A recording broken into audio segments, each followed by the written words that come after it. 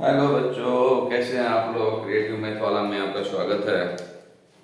आज मैंने numerical solve कराना है आपको।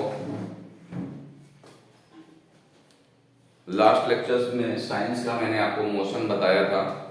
मोशन में स्पेशली जो हमने आपको बताया था, डिस्टेंस और डिस्प्लेसमेंट बहुत इंपॉर्टेंट टॉपिक है, स्पीड एंड वेलोसिटी। उसमें मैंने आपको क्वांटिटीज के बारे में बताया था।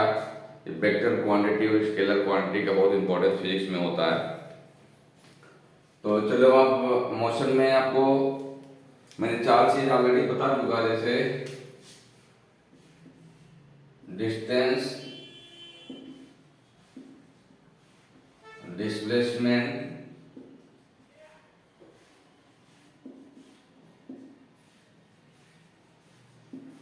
तीसरा बताया था स्पीड,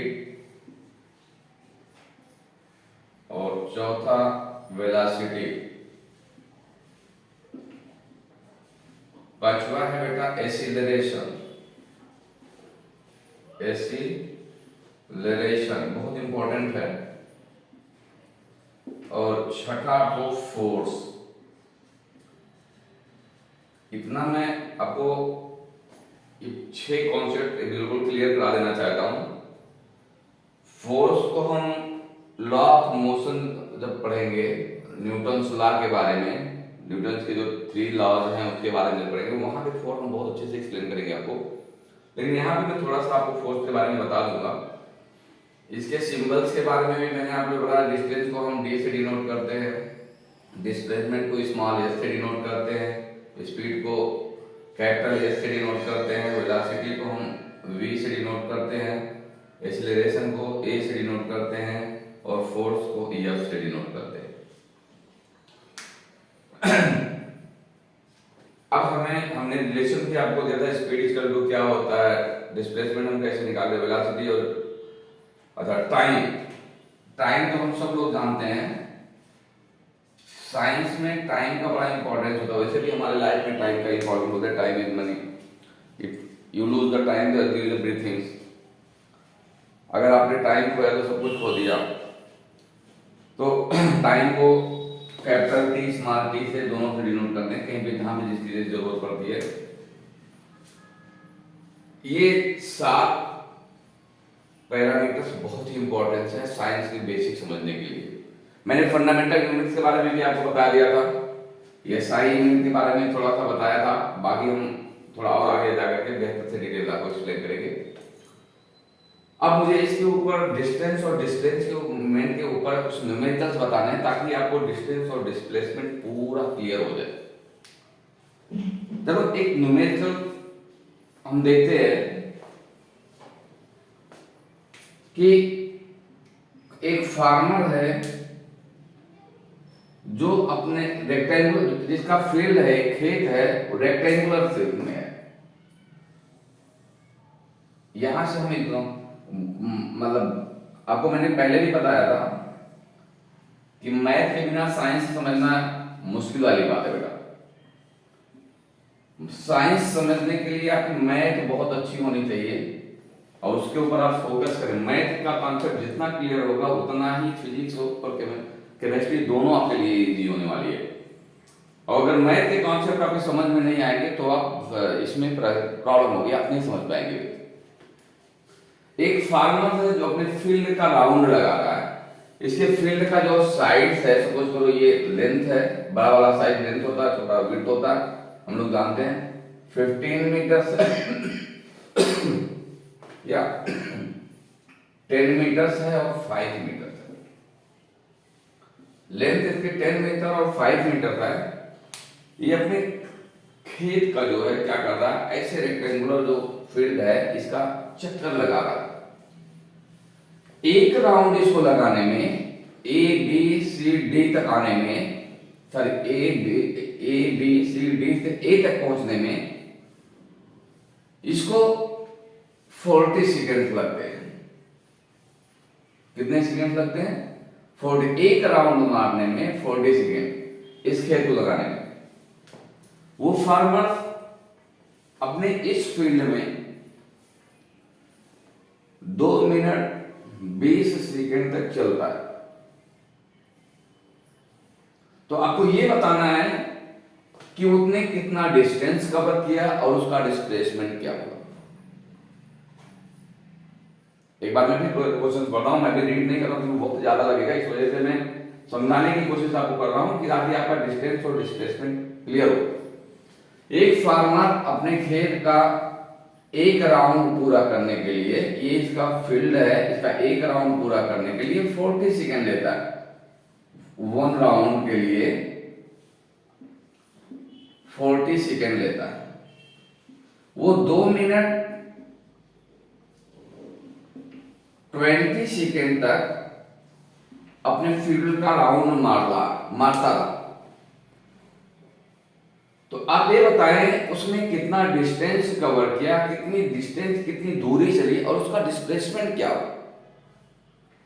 तो हमें डिस्टेंस और डिस्प्लेसमेंट को बिल्कुल क्लियर से हमारे माइंड के अंदर में सेट होना चाहिए। जैसे ऑलरेडी मैंने बताया, डिस्टेंस किसी ऑब्जेक्ट के द्वारा चली गई वो कुल दूरी होती है जितना उसने तय किया, वो डिस्टेंस होता है।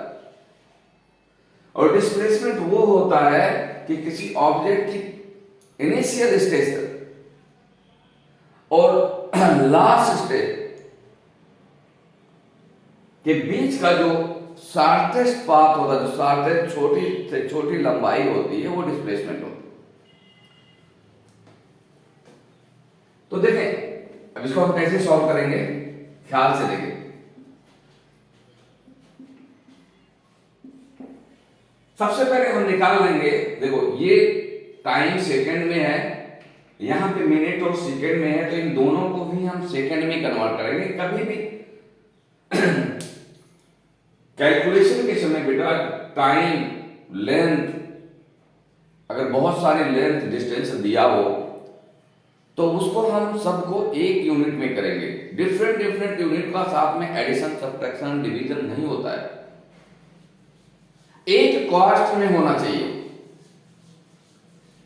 अगर यहां पे सेकेंड और मिनट में है, एक राउंड के लिए सेकेंड में दिया है, तो we have to convert first this minute in the second. तो टोटल टाइम वो ले रहा है, जितना वो डाउन मार रहा है वो 2 मिनट 20 सेकेंड ले रहा है। तो टोटल टाइम हम लिखेंगे, total time for making round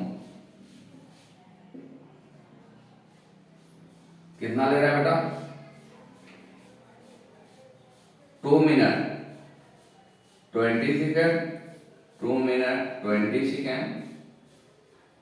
अब 2 मिनट को हम सेकेंड में बदलेंगे तो 2 इंटू 60, 1 मिनट में 60 सेकेंड प्लस 20 है ही हमारे पास, 6 2 जा 12, 120 प्लस 20 इक्वल टू 140 सेकेंड। यानी 140 सेकेंड तक ये राउंड मारता है। तो 140 सेकेंड में ये इसकी स्टेज कहां पे होगी, कहां पे वो रहेगा, पहले हम निकाल ले कि 1 मिनट 40 सेकेंड में कितना राउंड मारेगा। तो हम देखेंगे यहाँ पे लिखेंगे numbers of round, numbers of round, कितना राउंड मार रहा है बेटा, टोटल टाइम 140 है, एक राउंड का टाइम कितना 40 सेकेंड है।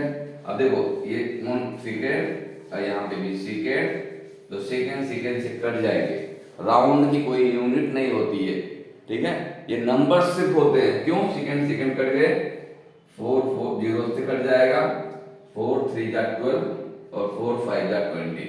यानी इसमें ये जो है फार्मर 140 सेकेंड में ये 3.5 राउंड मारेगा। 3.5 राउंड मारने का मतलब उसका लास्ट स्टेटस कितना होगा बेटा, यहां से चला, यहां पे ऐसे 1 राउंड हो गया, फिर यहां से यहां तक 2 राउंड हो गया, फिर यहां से यहां तक 3 राउंड हो गया। अब यहां से लेकर के यहां तक जब आएगा, यही तो हाफ डिस्टेंस होगी, ये इसका फाइनल स्टेज होगा, यानी लास्ट स्टेज। इस स्टेज पे वो होगा। तो डिस्प्लेसमेंट होता ही प्राइमरी स्टेज और लास्ट स्टेज को आप मिला दो, यही आपका डिस्प्लेसमेंट होगा। डिस्टेंस क्या होगा,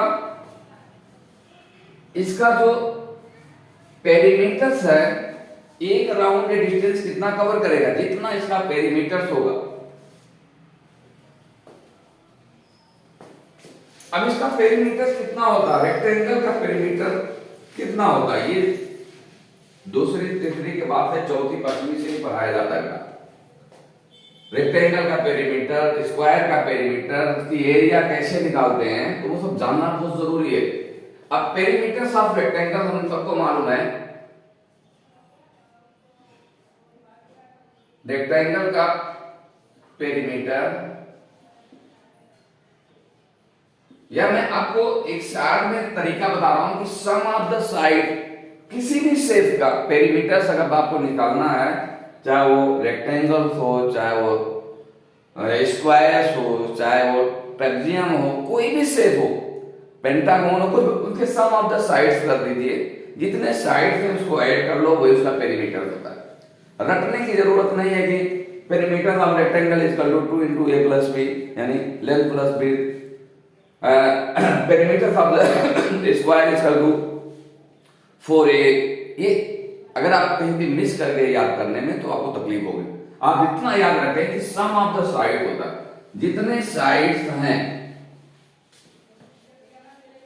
उसको हम ऐड कर लेंगे, वो क्या हो जाएगा, पेरीमीटर होगा। तो पेरीमीटर ऑफ रेक्टेंगल क्या होता है बेटा, भाई ये रेक्टेंगल है तो ये 10 है तो ये भी 10 होगा।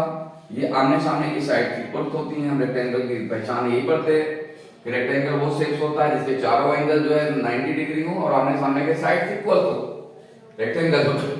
तो इसका पेरीमीटर हो जाएगा 10 + 5 + 10 + 5 20 और 10 30 metre.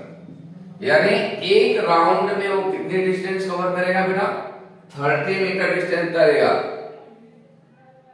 So 3.5 round cover distance by farmer is equal to 3.5 into 1 round का डिस्टेंस कितना है बेटा, into 1 राउंड। 1 राउंड मतलब perimeter of rectangle 3.5 into perimeter of rectangle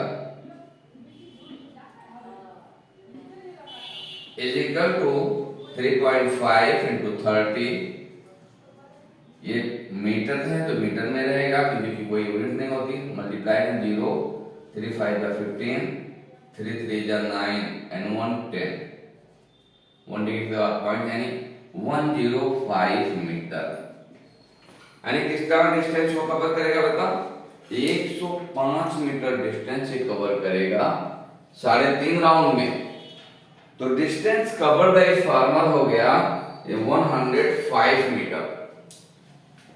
ये हो गया पहला जो डिस्टेंस निकाला आपने, और दूसरा होगा बेटा डिस्प्लेसमेंट। डिस्प्लेसमेंट क्या होगा,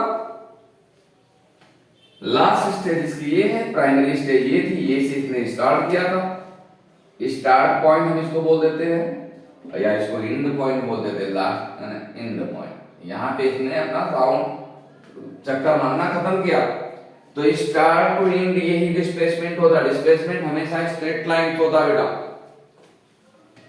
अब देख रहे हैं आप यहां पे अगर स्ट्रेट लाइन है, आप यहां पे देख रहे हैं एक ट्रायंगल बन रहा है। ये ट्रायंगल कौन सा ट्रायंगल है, राइट एंगल ट्रायंगल।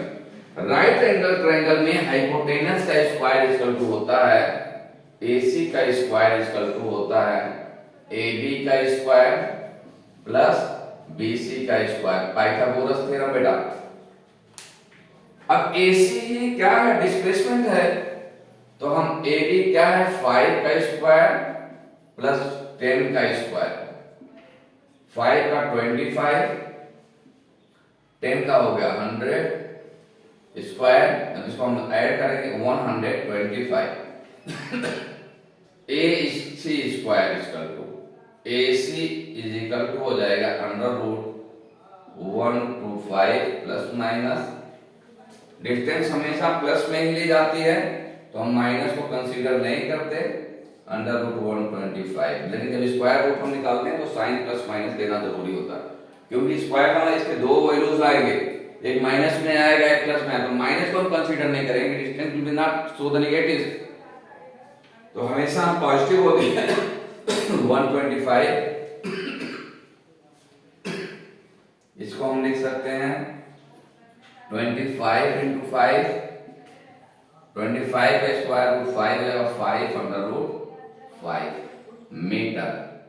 अब आप देखेंगे इसका जो डिस्प्लेसमेंट हुआ बेटा, AC क्या है, डिस्प्लेसमेंट है, डिस्प्लेसमेंट कितना हो जाएगा 5 under root 5 metre, 5 under root 5 metre जो है ये डिस्प्लेसमेंट होगा इसका, और डिस्टेंस वो कवर करेगा 105 में। तो दोनों में कितने ज्यादा फर्क है, डिस्प्लेसमेंट में डायरेक्शन इंपॉर्टेंट मैंने बोला, यहां पे बताएंगे कि ये कैसे चला है, ये से C की तरफ, ये कोई डायरेक्शन हो सकती है, नॉर्थ ईस्ट हो सकता है, ठीक है, नॉर्थ साउथ हो सकता है, नॉर्थ वेस्ट हो सकता है, जो भी हो गई डायरेक्शन मेंशन करना जरूरी होता है, ठीक है। सपोज करो मैं अगर ऐसा देखता हूं तो ये A से जो चला है किस साइड, किस डायरेक्शन में चला है, कौन से डायरेक्शन में, किस पोजीशन पे वो पहुंचा हुआ है साउथ ईस्ट डायरेक्शन में, उसका डिस्प्लेसमेंट कितना होगा 5 अंडर रूट 5 मीटर। ये जो है आपका डिस्टेंस और डिस्प्लेसमेंट को मैंने आपको अब दूसरा एक देखो, एक सर्कल का भी एग्जांपल लेते हैं।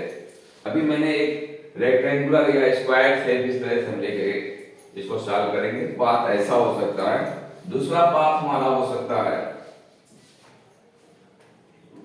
सर्कुलर पाथ हो सकता है, क्योंकि दोनों का इंपॉर्टेंस है बेटा, दोनों पाथ के बारे में मैं एग्जांपल देकर के आपको बता रहा हूं, तो आपको आगे चल करके मोशन के बहुत सारे टाइप्स पढ़ने रहेंगे, जिसमें एक सर्कुलर मोशन भी होगी।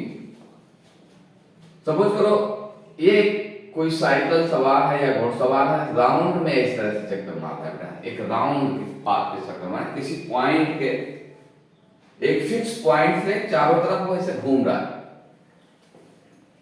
सपोज करो जहां से हमने ये स्टार्ट किया, ये पॉइंट A था, ये पॉइंट B है, ये पॉइंट C है, ये पॉइंट D है, ऐसे पॉइंट हो सकते हैं। मैंने इसको 4 पॉइंट दे दिया कोई घोड़सवार है बेटा या एक साइकिल राइडर है जो यहां से अपना यात्रा, अपनी जर्नी स्टार्ट करता है, ऐसे इसी सर्कुलर पाथ पे राउंड मार रहा है। सपोज करो ये इसी तरह से राउंड मार रहा है, सपोज करो ये 10 सेकेंड में ये से B को ट्रेवल करता है, या अभी मैं सिर्फ आपको डिस्प्लेसमेंट तो कर रहा हूं, तो ज्यादा मैं सपोज शॉर्ट में आपको डिस्प्लेसमेंट सिखा रहा हूं। डिस्टेंस इसका तो आपको आसानी से निकलेगा, क्योंकि इसका जो सरकमफ्रेंस होगा उसका डिस्टेंस होगा, या चलो उसी तरह से आपको बता रहा हूं कि ये भी एक राउंड में सपोज करो मारने में इसको 20 सेकेंड में एक राउंड मारता है सर्कुलर पाथ पे। इस सर्कल का रेडियस जो है 5 मीटर है। 5 मीटर के सर्कल के रेडियस पे, या 7 मीटर मानो, कैलकुलेशन में थोड़ा आसान होगा, 7 मीटर रेडियस है।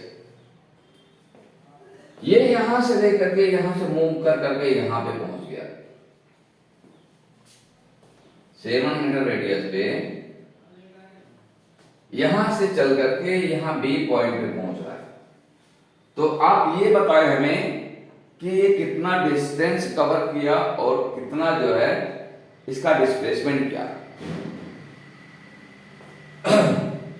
अब कोई ऑब्जेक्ट यहां से मूव करके जब यहां तक आएगा तो कितना डिस्टेंस कवर करेगा, यानी इस आर्क की जो लंबाई होती है सरकमफ्रेंस के ऊपर अगर कोई दो पॉइंट के बीच का डिस्टेंस मेजर करते हैं तो वो आर्क कहलाता है। जो उसका कट पॉइंट होता है वो आर्क होता है। अब ये जो आर्क होगा इस आर्क का ही लेंथ जो होगा वही उसका क्या होगा, डिस्टेंस होगा। डिस्प्लेसमेंट क्या होगा, अगर हम इसको यहां से यहां पे मिला देंगे तो ये जो लाइन होगी डिस्प्लेसमेंट होगी। अब इस आर्क का लेंथ हमें निकालने के लिए हमें मालूम है कि अगर जिस जो फिगर मैंने बताया है ये 1/4 पार्ट ऑफ इस सर्कमफ्रेंस का ये कवर कर रहा है, तो इसका सर्कमफ्रेंस AB इक्वल टू हो जाएगा, AB इक्वल टू हो जाएगा 2 पाई r अपॉन 4। 4 क्यों होगा, क्योंकि पूरा सर्कमफ्रेंस किसी सर्कल का सर्कमफ्रेंस 2 पाई r होता है। r जहां पे क्या है, रेडियस है, रेडियस है। तो जब 1/4 पार्ट यहां से लेके यहां तक b तक आया हुआ है तो हमने 4 से डिवाइड कर दिया, तो ये वैल्यू कितना हो जाएगा, पाई r अपॉन 2। अब इसको हम सॉल्व करेंगे तो पाई की वैल्यू 1 अपॉन 2 ऐसे कर लें, पाई की वैल्यू होता है 22 अपॉन 7 इनटू 7 7 से कट जाएगा, 2 1 जा 2 2 1 जा 2, ये कट गया। तो AB इक्वल टू हो जाएगा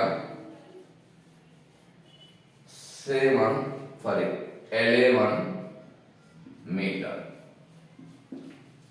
यानी जो डिस्टेंस कवर कर रहा है A से लेके B तक ये कितना है, 11 मीटर है। और अब आर्क क्या होगा इसका, आर्क देखें, यही आर्क है ये भी। अब इसका डिस्प्लेसमेंट क्या होगा, डिस्प्लेसमेंट A से लेकर के B का जो स्ट्रेट लाइन है, शॉर्टेस्ट पाथ है वो होगा। डिस्टेंस कोई भी पाथ हो सकता है बेटा, ऐसा भी हो सकता है, जिगजैग हो सकता है, कुछ भी हो सकता है, उसकी एक्चुअल जो लेंथ होगी वही जो होता है डिस्टेंस होगा। डिस्प्लेसमेंट हमेशा शॉर्टेस्ट पाथ होगा। तो यहां पे AB इक्वल टू हो जाएगा डिस्प्लेसमेंट, हम ये हो गया डिस्टेंस इक्वल टू 11 मीटर, और डिस्प्लेसमेंट होगा displacement is equal to AB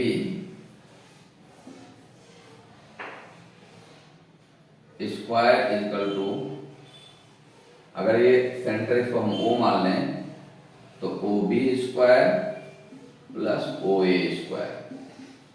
अब देखो ये सर्कल है, सर्कल के रेडियस हर जगह पे बराबर होते हैं, चाहे आप यहां से इधर मेजर करें, यहां पे किसी भी पॉइंट सर्कमफ्रेंस पे की डिस्टेंस आप इसके सेंटर से मेजर करेंगे बराबर होगा।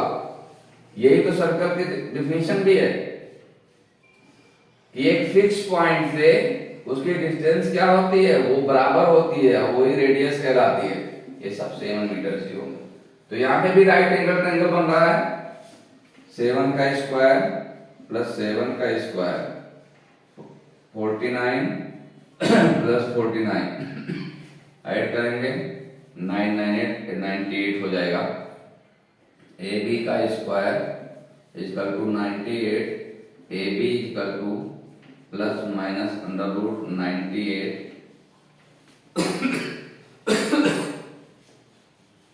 इसी को हम लिख सकते हैं 49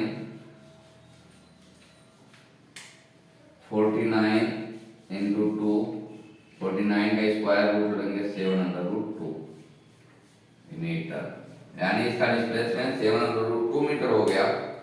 49 का स्क्वायर रूट 7 हो जाएगा, अंडर रूट 2 अंडर रूट में रहेगा, यानी AB का मतलब सर्कमफ्रेंस को, सॉरी AB का मतलब डिस्प्लेसमेंट इसका जो होगा under root 2 7 under root 2 metre from A to B होगा, ए टू बी, ए से बी की तरफ, ठीक है, टूवर्ड्स ए टू बी, ठीक है, ए टू बी। और डिस्प्लेसमेंट को हमेशा जो है हम इसके ऊपर ऐसा सिंबल दे देते हैं, एरो का सिंबल दे देते हैं, जिससे ये पता चलता है कि यहाँ पे भी हम इसको सिंबल दे देंगे तो इससे ये सॉरी ये तो डिस्टेंस था, डिस्टेंस, हाँ, तो ये स्केलर वेक्टर क्वांटिटी को डिनोट करता है। तो इस तरह से हम कैलकुलेट करेंगे डिस्टेंस और डिस्प्लेसमेंट। अब अगला पॉइंट है बेटा आपका एक्सीलरेशन क्या होता है। फोर्स को मैं थोड़ा सा डिफाइन कर देता हूं और फार्मूला बता देता हूं उसका, ताकि आपको ये क्लियर हो जाए साइंस का बेसिक, फिर हम लॉ ऑफ मोशन पढ़ेंगे। होता है एक्सीलरेशन, एक्सीलरेशन,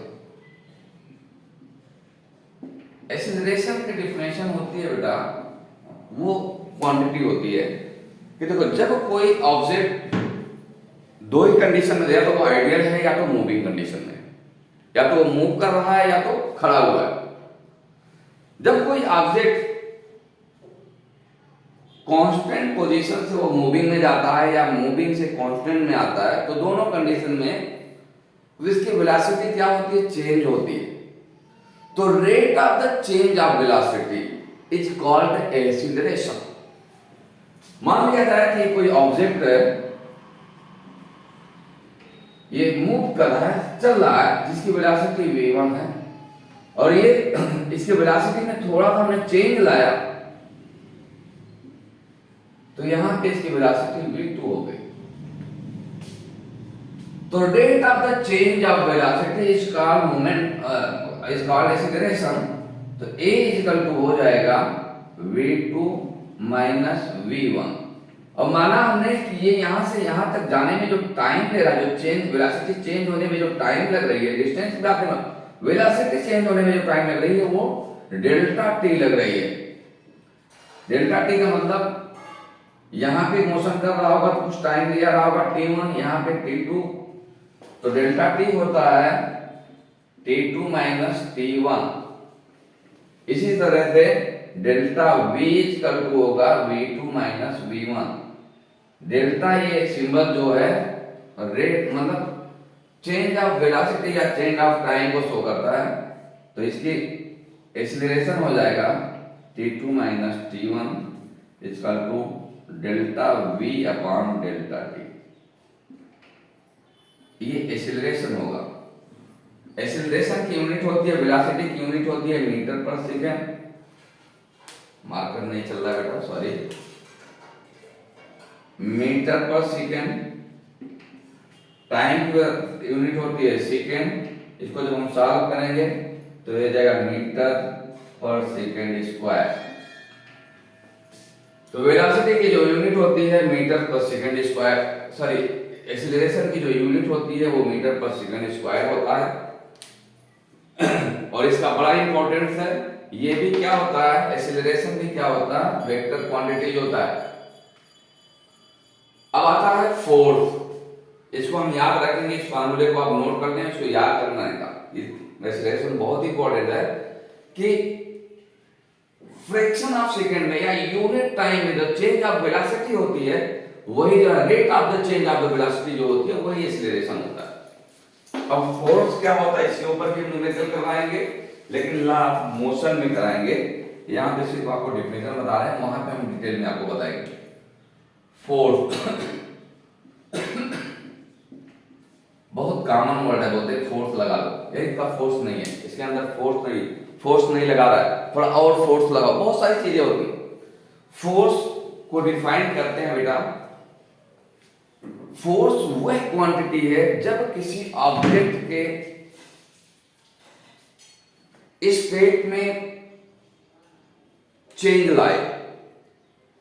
जब कोई ऑब्जेक्ट एक स्टेट से दूसरे स्टेट में जाता है तो जो क्वांटिटी काम करती है दैट इज कॉल्ड फोर्स।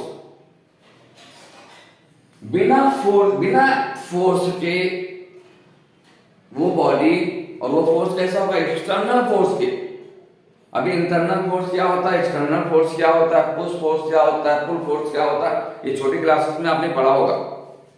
मैं थोड़ा सा उसको छोड़ करके थोड़ा सा और आगे बढ़ रहा हूं। फिर फोर्स को मैं मोमेंटम से डिफाइन करूंगा, तो वहां पे आपको ज्यादा समझ में आएगा कि वहां पे रेट ऑफ द मोमेंटम होता है किसी मूविंग बॉडी का, वो फोर्स कहलाता है। वो मूला मोशन में मैं आपको बताऊंगा। यहाँ पे मैं सिर्फ आपको बता रहा हूं, थोड़ा सा रिव्यू करा रहा हूं कि फोर्स जो होता है जब किसी ऑब्जेक्ट को के पोजीशन में चेंज ले आए, तो जिसके वजह से चेंज आता है that is called the force. और जब किसी ऑब्जेक्ट के पोजीशन में चेंज होता है बेटा, तब उसके वेलोसिटी में भी चेंज होता है। विदाउट वेलोसिटी में चेंज हुए, अगर पोजीशन कोई ऑब्जेक्ट चेंज करता तो इसका मतलब या तो इसकी स्पीड बढ़ रही है या तो घट रही है, तो क्या होता है, फोर्स कहलाएगा। फोर्स इज इक्वल टू होता है मास इनटू एक्सीलरेशन। इसको हम equal to F is equal to M A लिखते हैं। ये बहुत ही इंपॉर्टेंट यूनिट है, इसको मैं आपको डिस्क्राइब करके मतलब डिराइव करके बताऊंगा लॉ ऑफ मोशन में। बस अभी आप यहाँ पे अपना रखेंगे कि फोर्स होता है मास इनटू एक्सीलरेशन होता है जब हम किसी ऑब्जेक्ट के अंदर में एक्सीलरेशन देंगे। आज में बिना एक्सीलरेशन के कोई ऑब्जेक्ट अपने जगह से दूसरी जगह पे जाएगा ही नहीं। एक्सीलरेशन देने का मतलब होता है कि चेंज ऑफ वेलोसिटी करना, तो वो फोर्स होता है। फोर्स इज इक्वल टू होता है, फोर्स की जो फिजिकल क्वांटिटी हम निकालते हैं वो m इनटू ए होता है। ये यहाँ पे एक्सीलरेशन है, m है उस ऑब्जेक्ट का मास है, इसकी यूनिट होती है केजी मीटर पर सेकेंड स्क्वायर, m के s यूनिट में, और SI यूनिट इसकी होती है न्यूटन। न्यूटन 1 केजी मीटर पर सेकेंड स्क्वायर को हम 1 न्यूटन बोलते हैं, इसको कैपिटल एन से डिनोट करते हैं। ठीक है, तो ये हो गया फोर्स। फोर्स क्या होता है, जब किसी ऑब्जेक्ट को, फोर्स वो है फिजिकल क्वांटिटीज है जो किसी ऑब्जेक्ट के, जब वो जो किसी ऑब्जेक्ट के पोजीशन को चेंज करती हो, ठीक है, वो फोर्स कहलाएगा। ठीक है, क्योंकि जब हम किसी के ऊपर फोर्स लगाएंगे तो वो क्या करेगा, उसके पोजीशन को चेंज करेगा, यानी वो एक्सीलरेट करेगी, उसके वेलोसिटी में चेंज आएगा, और वो कितना होगा, उसका वैल्यू उसके मास और एक्सीलरेशन के मल्टीपल के बराबर होगा, प्रोडक्ट के बराबर होगा। फोर्स भी क्या है, एक वेक्टर क्वांटिटी है, क्योंकि फोर्स के लिए डायरेक्शन इंपॉर्टेंट होता है कि किस डायरेक्शन में फोर्स इंप्लीमेंट किया गया। तो आज के लिए बच्चों इतना ही से, आगे हम मिलेंगे नेक्स्ट वीडियो लेक्चर में, जब हम लॉ ऑफ मोशन पढ़ाएंगे, वहां पे न्यूटन्स लॉ पढ़ाएंगे, बाकी के बहुत सारे देंगे। फिर वहां पे जो है लॉ ऑफ मोशन में वेलोसिटी के मतलब इक्वेशन ऑफ मोशन पढ़ाएंगे, बहुत सारी इंपॉर्टेंट टॉपिक आएंगे जो अगले लेक्चर करने होंगे। तब तक के लिए आप इसको बेहतर से पढ़ें, करें, और मेरे चैनल को लाइक करें, सब्सक्राइब करें। जय हिंद।